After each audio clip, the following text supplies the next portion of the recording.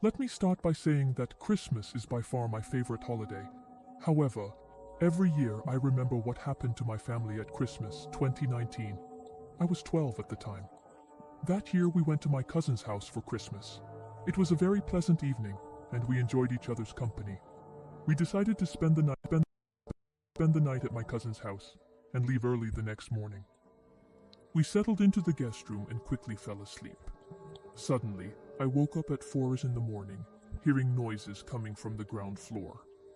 Against all caution, I decided to go and see what was going on as discreetly as possible. I went downstairs and looked through the wooden bars into the living room.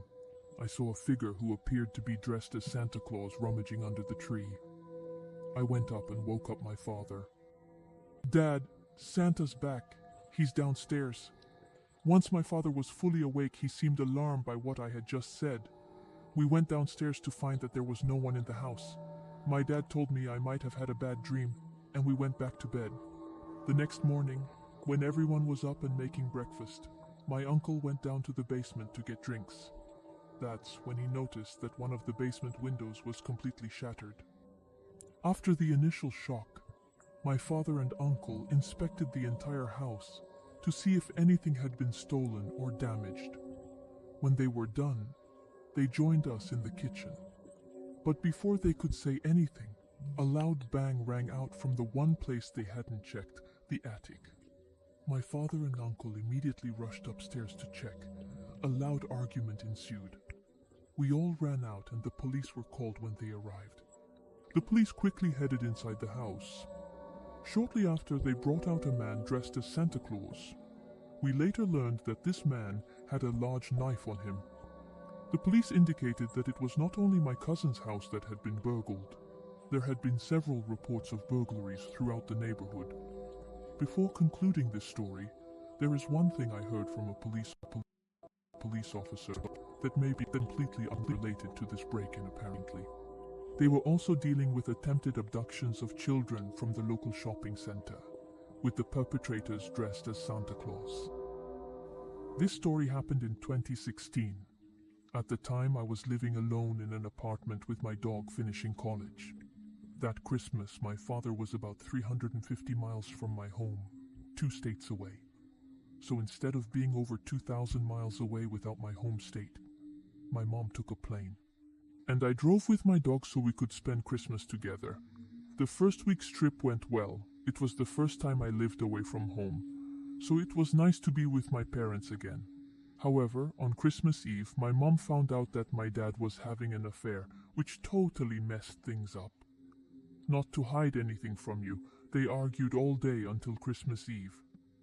I got it pretty quickly, but I'd driven there, so all I had to do was pack up my car and drive home.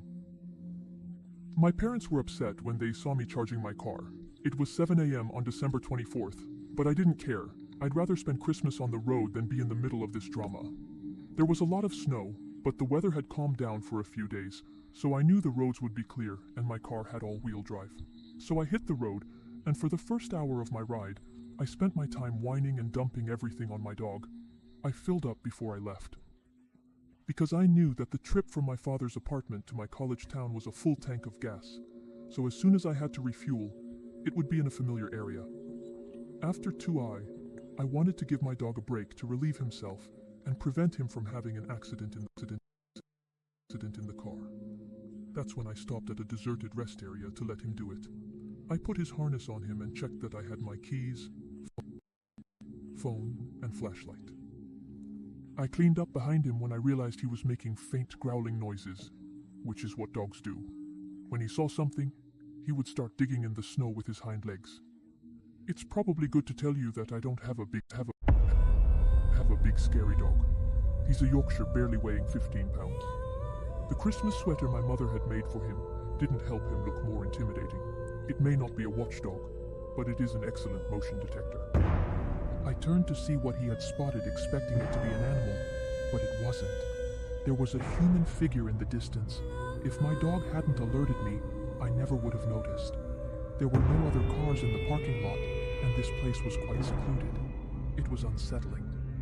I took my dog in my arms and went back to my car normally. When I pick him up, he stops barking about what he sees. But this time, that wasn't the case. He was struggling in my arms, trying to look behind me, and becoming more and more agitated, almost scratching me. Once in the car, I looked again, and this time the figure was much closer, as the man sprinted straight towards my car.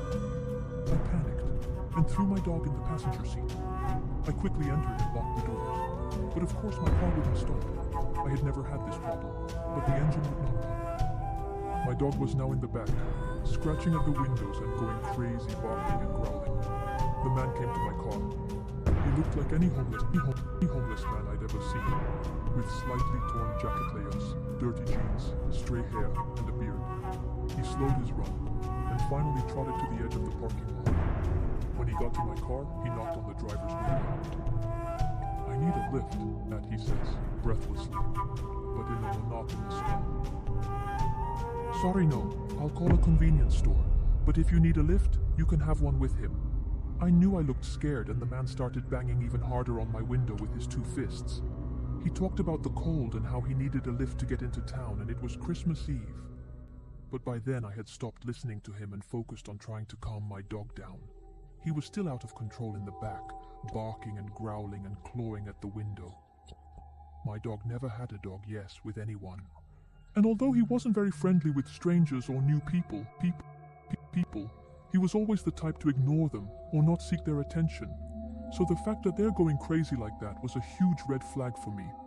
I held his harness tightly to calm him down and told the man that if he was cold, he could wait in the bathroom until the convenience store arrived. He gestured for me to lower my window, but I shook my head. Finally, I put my hands over my dog's mouth to shut him up and told the man I couldn't help him. He looked angry and tried to open my door. Luckily, she didn't give in, but it got my dog out of my arms, and he completely farted a lead. Again, I pulled out my phone to call 911, and as soon as he figured out what I was doing, he backed away from my car and rushed to the bathroom. The fact that it leaves immediately made my dog relax. I explained the situation to dispatch. The lady was very nice, and she sent a policeman to the rest area, staying on the phone with me until he arrived. The man came out of the toilet and approached my car. I panicked again, but as soon as he got close enough, I guess he heard me talking with the operator, and that made him run in the direction he had come from. It took the police 15 minutes to find me. When we talked, we agreed that it was very expensive to call a convenience store on Christmas Eve. So I decided to call my parents to tell them that my car had broken down. My dad had a big pickup and was able to borrow a trailer from one of his colleagues. The policeman allowed my dog to stay in his patrol car to keep warm while he examined the man's prints for a while. But in the end, the latter had disappeared. My parents arrived about 2 hours later, and the policeman helped my father load the car onto the trailer. I didn't intend to tell my parents any more than I had already told them. But the policeman explained what had happened. My parents then felt bad and decided not to argue anymore, or at least not in front of me. My dad was able to fix my car, but I think the situation really scared them because they ended up trading my car for a new one the day after Christmas.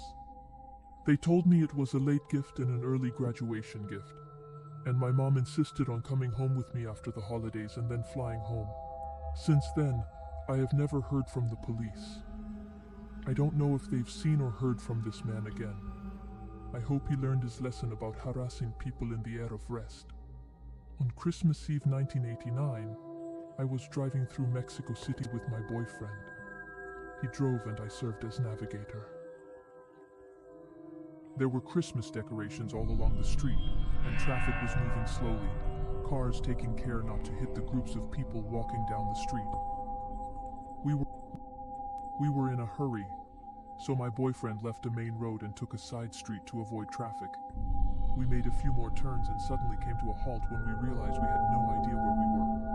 I opened the card while my boyfriend parked the car and lit a cigarette. I was plotting our course to find a way to turn back.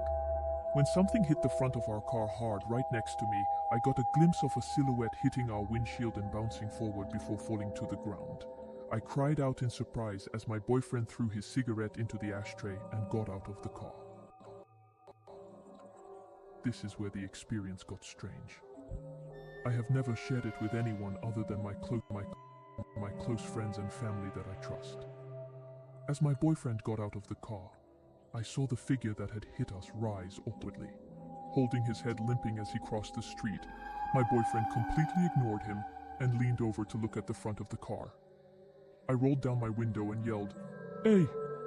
to the guy walking away. My boyfriend, thinking I was talking to him, replied, "Don't go out." I answered, "Why?" and my boyfriend straightened up. That's when I noticed blood on his pants, where he'd leaned over. "He's dead," my boyfriend said, rubbing his face. No, he's not dead." I turned and started pointing in the direction where the man had gone, but he was gone. I got out of the car and stood up. I saw enough to understand what my boyfriend meant. The man we hit had bounced off the windshield and landed his head in a manhole. His neck was clearly broken, and he was bleeding profusely from the open fractures of his legs where he had hit our car with his bicycle. The bike was lying on my side, with the front wheel bent to the side and the rear wheel still spinning. I froze, wide-eyed, scanning the street for an explanation. It didn't make any sense. He was wearing the exact same clothes. "How many people did we hit?" I asked my boyfriend. He looked at me as if I had lost my mind. "One," he replied. Then he started waving his arms to attract the attention of a police car. I sat on the sidewalk, eyes fixed on the ground, filled with nausea. I wasn't crazy. I had not seen a ghost, for I had clearly seen the shadow of the man cast on the stone wall behind him as he rose, limped. But there in front of me was the exact same man lying on the ground in front of the car. The police blocked the street, examined the bike and our cracked windshield, and concluded that the man was speeding down the street and was not braking when he hit us. They asked me what I had seen, and the only thing I could say was that it happened so fast that I thought we had hit 2 people. A member of my boyfriend's family drove us all the way to his house, but I was still in shock and haven't even been able to touch the dinner prepared for us since. I was asked if the man who stood up was bloody, or if I had seen the color of his eyes. Honestly, I don't remember seeing those details. What I remember with certainty is that he stood up, held his head with one hand, and hobbled away. He didn't react when my boyfriend got out of the car. I don't know if I believe in ghosts or life after death, but if I do, this man reacted physically to the impact he had killed, without seeming to have noticed that he had died from time to time. I dream of that night and the impact, and in my dreams I never see the man get up. I just see a flash of light, then nothing. No details on the man after the accident. I never found out his name either. It was the worst Christmas of my life. My goal in telling this story is not to brush it off as just an entertaining horror story. I really want to know if this experience or something similar has happened to other people. It would help me sleep better at night, knowing it's not right in my head. I admit that I suffer from PTSD, but this is so different from anything I've experienced before, even during one of my attacks. Last Christmas, my friends and I planned to get together in our hunting cabin for a rustic vacation away from the rest of the world. We planned to make a fire, have a few drinks, listen to music and play cards. I got to the cabin first, just as the sun was starting to set. The cabin was isolated on top of a rocky slope overlooking the road. I turned on all the lights so we could see her from the road. I lit the fire and put the beers in the cooler to cool them down. It had snowed the day before, so after warming up the cabin, I went outside to clear some snow around the driveway so the cars could park while I was outside. I had this feeling that I wasn't alone. It wasn't necessarily that I felt watched, but rather that someone else was on the property. I attributed it to paranoia. If they were here for the cabin, there was no reason to be this far up the hill.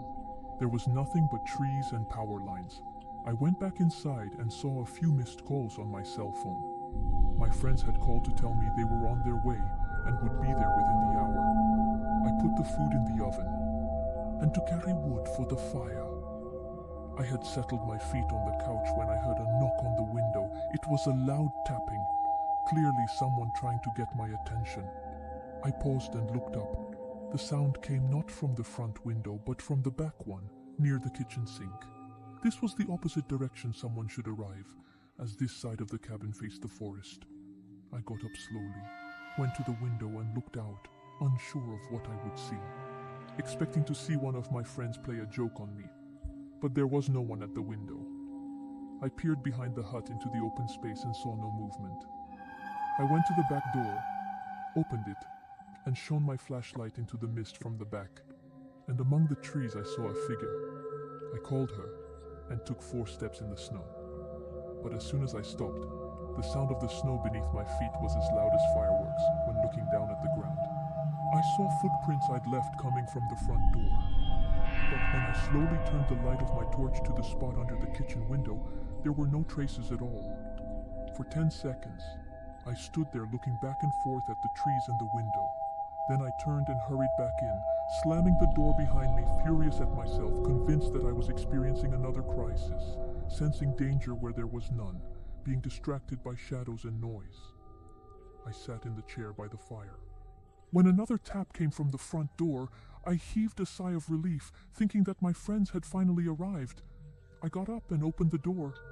There was no one there, none of my friends at the door, no cars parked in the garden, no footprints in the snow.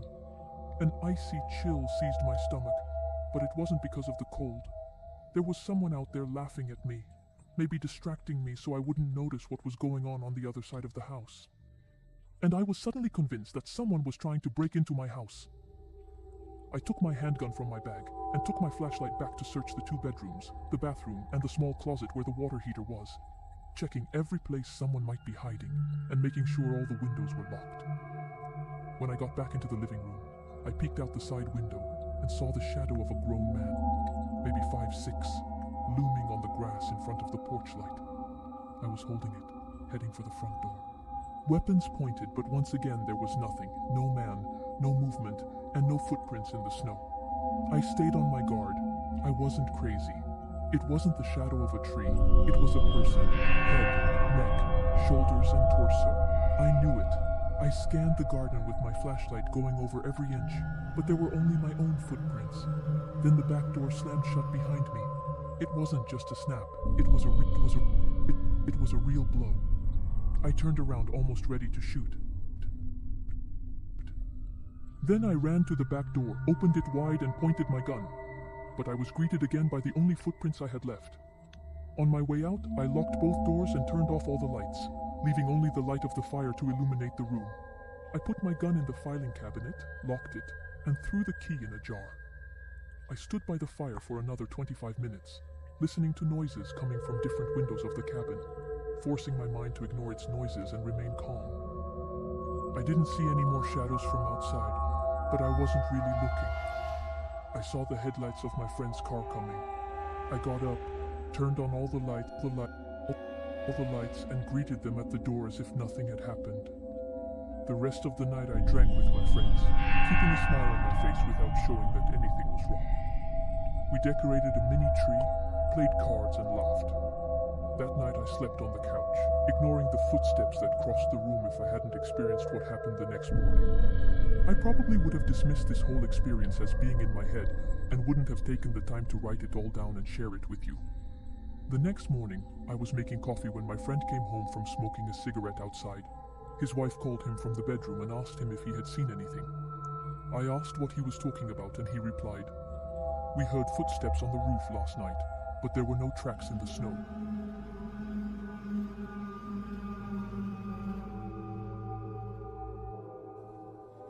The best story my grandfather ever told me was when he was 18 years old. On Christmas Eve 1959, he was lying on his couch with a broken leg resting on the arm of the couch, all wrapped in a cast. He listened to the radio and watched the snow fall outside, while using the prisoner to adjust the wood in the fireplace. It was about 8 p.m., and he was alone in the house. His family lived on a farm in the middle of nowhere in Kansas, and his father and brothers were in the barn. About a mile away, he no longer remembers where his mother was. He was reading something in the paper about President Eisenhower, when there was a violent knock on the door. An enraged voice shouted from the other side, saying, "Owen, my great-grandfather was going to die that night." My grandfather did not answer. Unable to move from the couch, he grabbed the rug and pulled it until his shotgun was leaning against the fireplace within easy reach. He picked it up and cocked it, pointing it at the front door. My grandfather recounts that for the next 5 to 10 minutes, the man continued to scream, walking around the house and banging on the windows, demanding that Owen come outside. He was clearly drunk and out of his mind, and wasn't going to leave until someone answered the door. My grandfather shivered when the man knocked on the window just above the couch, but he still did not move, nor did he finally answer. The man went back to the front door and knocked so hard that it finally burst open. My grandfather says he smelled a breath of icy air and the smell of tobacco and whiskey as the man walked through the dark corridor and into the living room. He was a tall, thin fellow with brown teeth and an irregular gray beard, as if he had shaved only part of his face. His eyes were as big as car wheels and he was barefoot, which was crazy considering it was snowing outside for about 10 seconds. The man didn't even notice my grandfather, looking around the room, his eyes fluttering from left to right like a rat until he finally caught sight of the couch. He saw my grandfather, he saw the rifle, and he froze like a deer caught in the headlights. My grandfather armed the dog with one of his cannons. He had it at his mercy, and one thing he knew, my grandfather burst out, "Get out of here!" The man turned and went into the kitchen, rummaging through the pantry until he found a bottle of whiskey. He even turned to see if the rifle was still pointed at him. He swallowed the whiskey in one gulp, left the bottle in the sink, and went out shouting over his shoulder, "Tell them I wish them a Merry Christmas." Once the man was outside, my grandfather heard the sound of falling wood near the steps. After a minute, he smelled smoke and realized that the man had set fire to the pile of wood, probably to burn down the house. My grandfather struggled to his feet with the rifle still raised, barely able to hold it straight because of his bad leg, and looked out. The man was gone. But there was so much snow around the fire and the icy wind was blowing so hard that the fire was already almost out when Owen and the others came back and saw the footprints on the steps. They asked what had happened and my grandfather told them everything. Owen went into a mad rage, took the rifle and followed the man across the fields with a lantern. He didn't come back until Christmas morning when the whole family was in the kitchen for breakfast. Owen tossed the rifle to the ground and said it wasn't even loaded. When my grandfather asked him if he had the man, Owen nodded and replied, "Oh yes, and that's it." He never managed to get from my great-grandfather Owen an accurate account of what had happened or how he knew the man. My grandfather says he never saw that stranger again. I asked him if he thought Owen killed him, and he said, "I'm pretty sure he did." When I asked him how he did with a gun without bullets, my grandfather looked at me and replied, "There are dozens of ways to kill a man with your hands." This story happened to one of my good friends. To avoid confusion, I will tell the story from his point of view. This happened several years ago, when I was about 14. My family had planned a weekend to visit my uncle in Maine. We were going to stay in a cabin because my uncle's house was too small to accommodate everyone. We arrived at the cabin on a Thursday night and had planned to stay until Sunday. It was Christmas Eve when we arrived. I will give you a brief description of the cabin. It was a small, single-story ranch-style house with 2 bedrooms, a kitchen, a dining room, an outdoor balcony and a bathroom. We unpacked our things and settled in for the night. The next morning we went to my uncle's house and spent the whole day there. We helped prepare Christmas dinner and made a small fire outside. After a long day of celebration, we returned to the hut exhausted.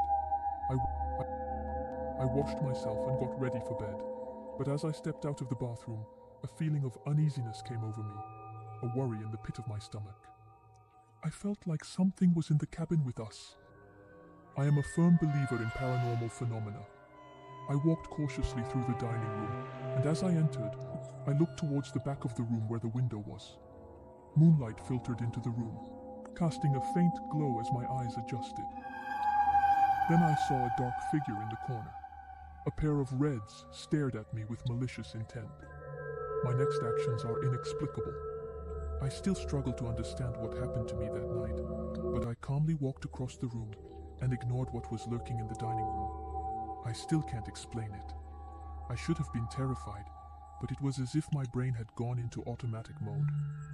I finally woke up at exactly 2:17 a.m. to hear heavy footsteps in the hallway.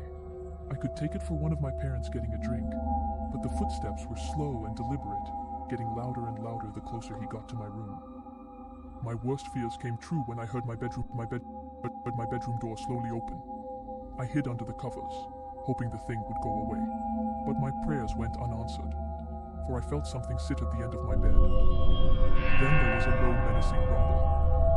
I straightened up quickly, as if a firecracker had just exploded in my pants.